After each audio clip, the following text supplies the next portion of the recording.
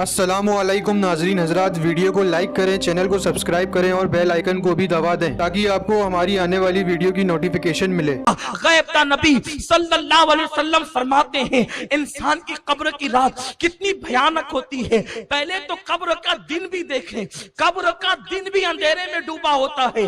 जब कब्र का दिन भी अंधेरे में डूबा हो तो कब्र की रात कितनी भयानक होगी। उस रात में तुम्हें भी आना है, उस रात से हमें भी सामना करना है। हाय मुसलमान, जिसने अपनी जिंदगी के लम्हे लम्हे को गुनाह के लिए वक्फ कर दिया, गीबत, चुगली, शराब और कबाब, जुओं के अड्डे, खुदा जाने क्या क्या गुनाह हमारी जिंदगी में है। मेरी कौम के जवानों, कब्र की पहली रात का जरा तसव्वुर करो जिसे मेरे आका अलैहिस्सलाम ने बयान किया है।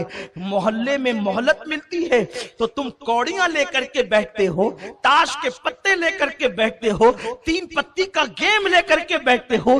अल्लाह ने तुम्हें इसलिए पैदा न किया, खुदा ने तो तुम्हें कब्र को संवारने के लिए, कब्र को जन्नत के बागों में से एक बाग बनाने के लिए पैदा किया है। आका अलैहिस्सलाम फरमाते हैं कब्र की पहली रात ऐसी दर्दनाक होती है कि मुर्दे को कब्र चारों तरफ से यूं दबाती है कि उसकी पिसलियां एक दूसरे में मिल जाती।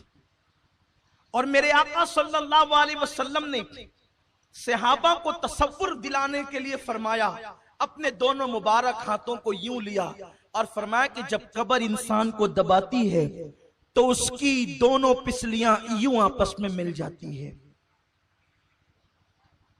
पिसली पर थोड़ी सी मार लगती है तो हम बेचैन हो जाते हैं। ऐ मेरी कौम के जवानों, गुनाह करने वालों, अल्लाह को नाराज करने वालों, रब को गजब की दावत देने वालों, जरा सोचो, अगर सिर्फ कब्र का दबाना ही होता अंदर तो यही अजाब हमारे लिए काफी था। कब्र दबाती है और पिसलियां एक दूसरे में आपस में मिल जाती है। बेटों का हाल क्या है, बेटियों का हाल क्या है? कायनात में सबसे ज्यादा अगर कोई किसी से प्यार करता है तो मां अपनी औलाद से प्यार करती।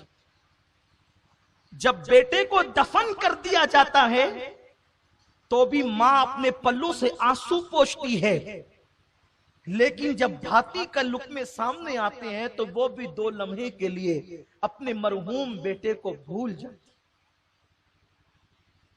लोग तुम्हारी भाती खा रहे होते हैं और उधर मुर्दे को कब्र दबा रही होती है। कब्र को, आखिरत को भूलकर अपनी तबीयत के मुताबिक जिंदगी गुजारने वालों, जरा बताओ कब्र की उस तारीक वादी में कौन काम आएगा? मेरे आका सल्लल्लाहु अलैहि वसल्लम फरमाते हैं इंसान के मुख्तलिफ दोस्त हैं।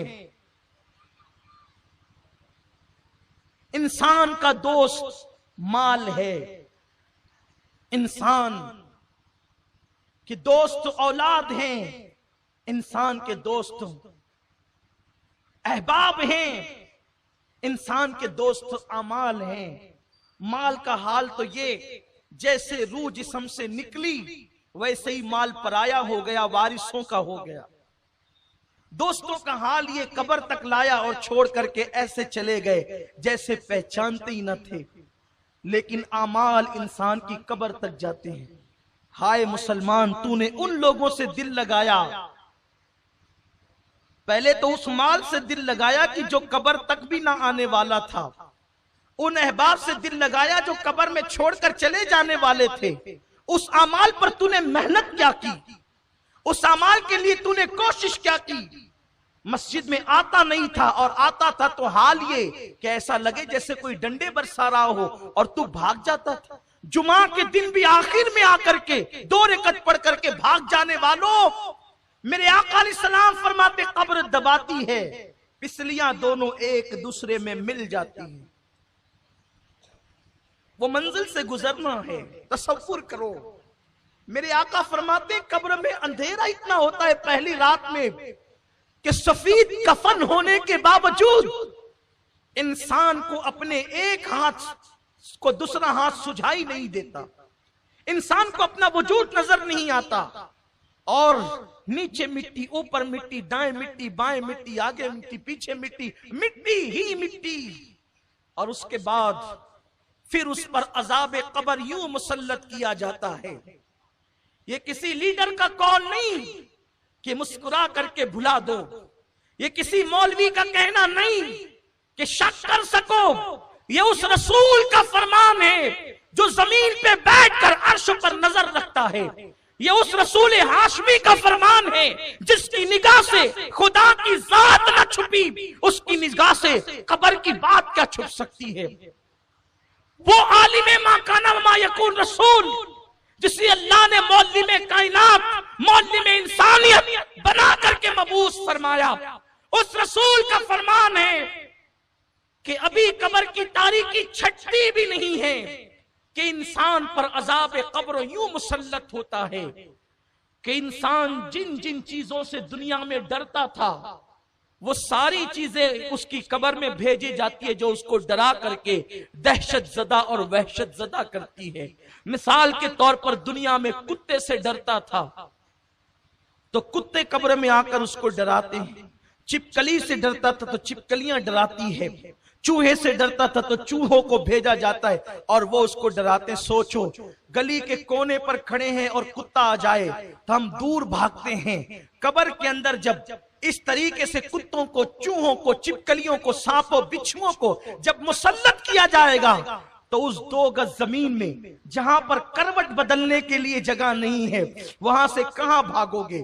چیخو گے آواز کہاں تک پہنچے گی؟ چلاؤ گے آواز کہاں تک جائے گی؟ مسلمان تو کتنا نادان ہے. تجھے اللہ نے محمد الرسول اللہ جیسا نبی عطا کیا، تجھے اللہ نے قرآن مقدس جیسی کتاب عطا کی، تجھے اللہ نے اللہ اکبر ہدایت یافتہ بندوں کا دامن عطا کیا اولیاء کرام کا، لیکن تو نے دنیا دنیا دنیا اور دنیا کی موج مستی میں اپنا وقت ایسے گزار دیا کہ تو نے آخرت کی کوئی فکر نہ کی، قبر کی کوئی پرواہ نہ کی. ہاں اگر تجھے وقت ملتا تو تو گناہوں میں ڈوب جاتا. تو نے آخرت کے لیے کیا کیا؟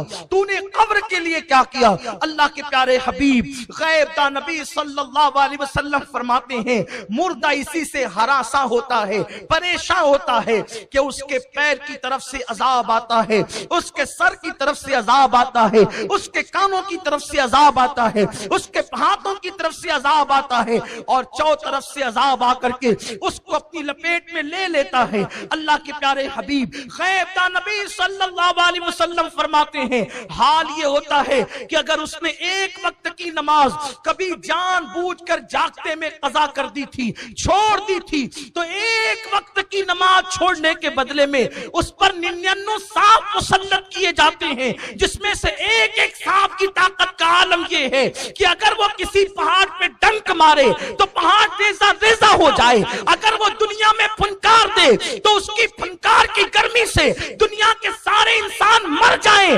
ایسے 99 سانپ اس مردے پہ مسلط کیے جاتے ہیں. اس کے بعد ایک فرشتہ جو آنکھ سے دیکھتا نہیں، جو کان سے سنتا نہیں، جو زبان سے بولتا نہیں، گونگا بہرا انڈا فرشتہ اس پہ مسلط کیا جاتا ہے. اور نماز چھوڑنے کی وجہ سے صرف ایک گوزا جب وہ اس کے وجود پہ مارتا ہے تو وہ ایسے پس جاتا ہے جیسے چنے پہ ہتھوڑا مارنے سے چنا پس جاتا ہے. رات کے 2-2 3-3 بجے تک جگ کر کے نماز فجر ترک کرنے والوں، ذرا اس چابک اور اس گوزے کا تصور کرو، سوچو اور غور کرو کہ کیا یہ نازک وجود، یہ چھوٹا سا جسم کیا اللہ کے عذاب کو برداشت کر سکے گا؟ کیا رب تبارک و تعالیٰ کے عذاب کو برداشت کر سکے گا؟ نہیں اور ہرگز نہیں. تو پھر یہ رنگریلیاں کیوں ہیں؟ یہ طبیعت کے مطابق زندگی کیوں ہے؟ یہ گھروں پہ لگے ہوئے تمہارے اینٹینے، یہ اینٹینے نہیں، یہ ایریل نہیں، یہ جہنم کے سامان ہے. तुम्हारे घरों की रंगीन टीवियां जो तुम्हें डिश लगाने पे मजबूर करती है, तुम्हारे बच्चे जो तुम्हें मजबूर करते डिश लगाने पर, उसमें 100 से ज्यादा चैनल पर गंदी नंगी और आवारगी की फिल्में देखने वालों, ये सिर्फ तुम्हें नहीं बल्कि तुम्हारी पूरी औलाद को जहन्नम का ईंधन बनाने के लिए राह जहन्नम पर लेकर के जा रहे हैं। खुदारा जरा अपने हाल पे रहम तो करो।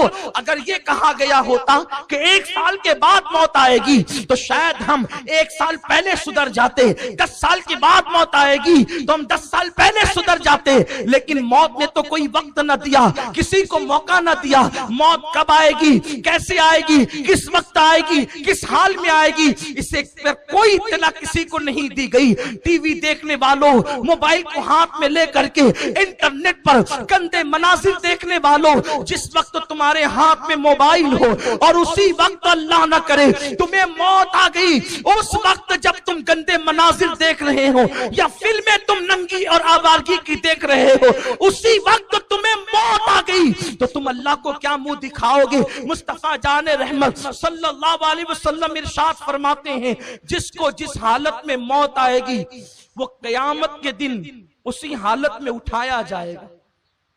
अल्लाह के हबीब सल्लल्लाहु अलैहि वसल्लम फरमाते हैं, बहुत छोटी छोटी चीजें जिसको लोग समझते हैं उस पर भी अल्लाह लोगों पे कब्र में अजाब फरमाएगा।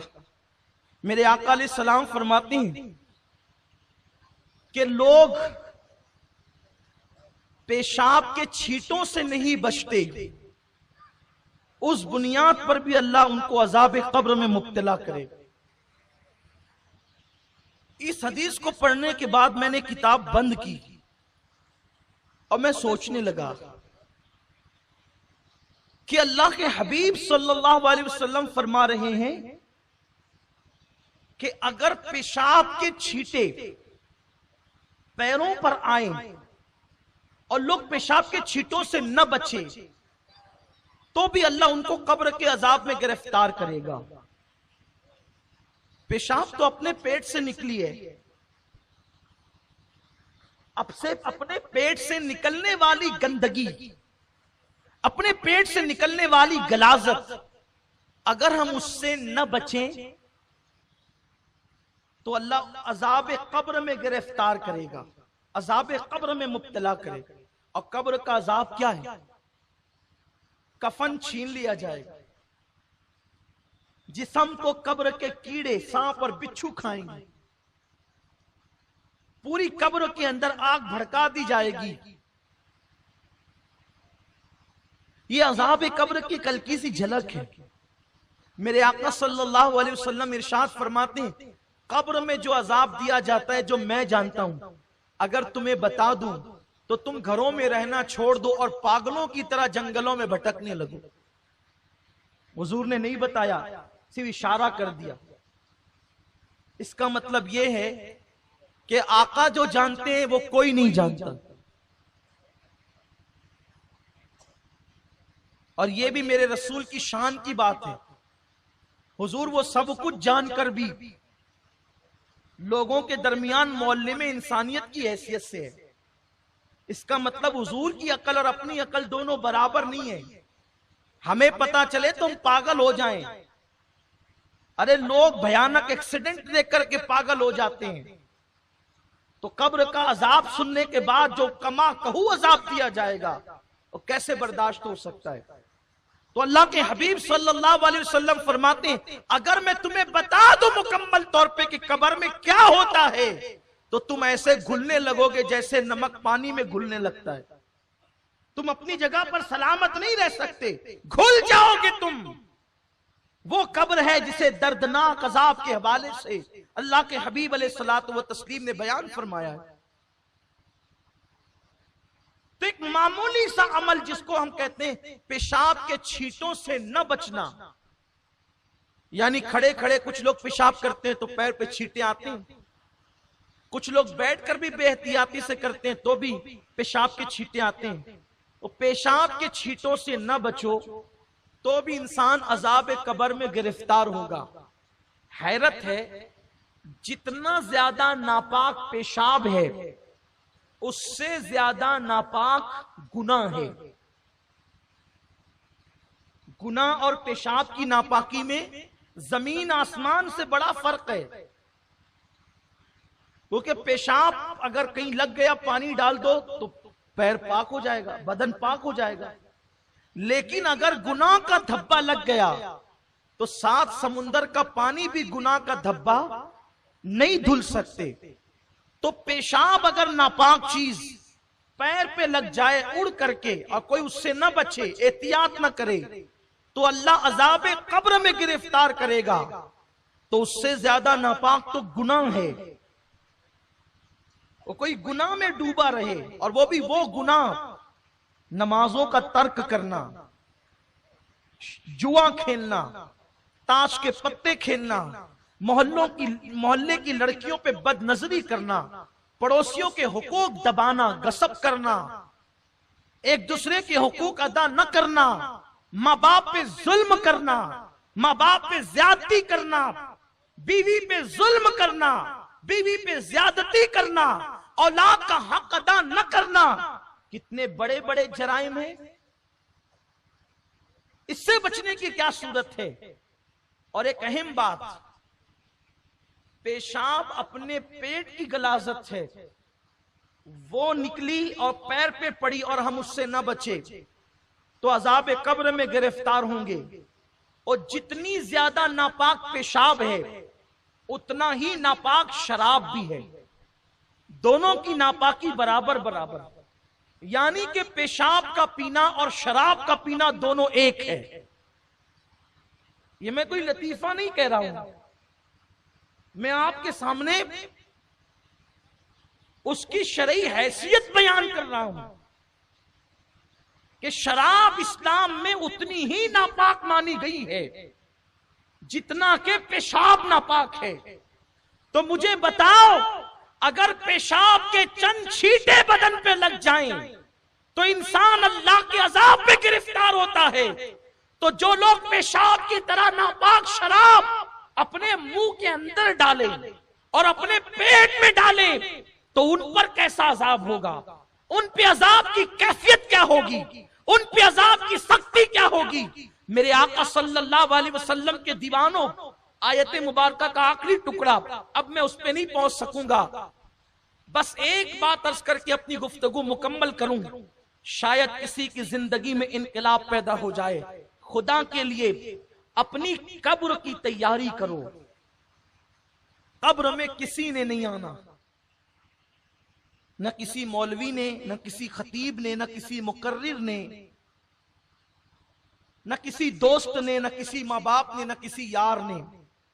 لیکن یہ بات حق ہے جس کو ضرور کہوں گا کہ قبر میں کسی نے نہیں آنا, لیکن قبر میں مدد کے لیے آمنہ کے لال نے ضرور آنا. اسی لیے قبر کی تیاری کا سب سے بنیادی سبجیکٹ ہے کہ جو آنے والا ہے اس سے اپنا کانٹیکٹ بنا کے رکھو. جو آنے والا ہے اس سے کانٹیکٹ بنا کے رکھو. اس لیے کہ اگر رابطہ بنا رہے گا تو وہاں بگڑی بن جائے گی. قبر اندھیری ضرور ہے, قبر میں تاریکی ضرور ہے, قبر میں سانپ اور بچھو ضرور ہیں, قبر میں عذاب ضرور ہے, قبر میں آگ ضرور ہے, قبر کا دبانا ضرور ہے, قبر کا بے قرار کرنا ضرور ہے, قبر کی وحشت ضرور ہے, قبر کی دہشت ضرور ہے. سب چیزیں حق ہیں, لیکن اس کے لیے ہے جس کی قبر میں آمد مصطفیٰ نہیں ہے. جہاں وہ آ جائے تو پھر اندھیرا کیسا قبر میں لہرائیں گے تا حشر چشمے نور کے جلوہ فرما ہوگی جب طلعت رسول اللہ. اس لیے ان سے رشتہ جوڑے رکھو, ان سے رابطہ بنا کر کے رکھو. رابطہ کیسے بنے گا؟ نعرہ بھی لگائیں, شراب بھی پیئیں تو رابطہ بنا رہے گا.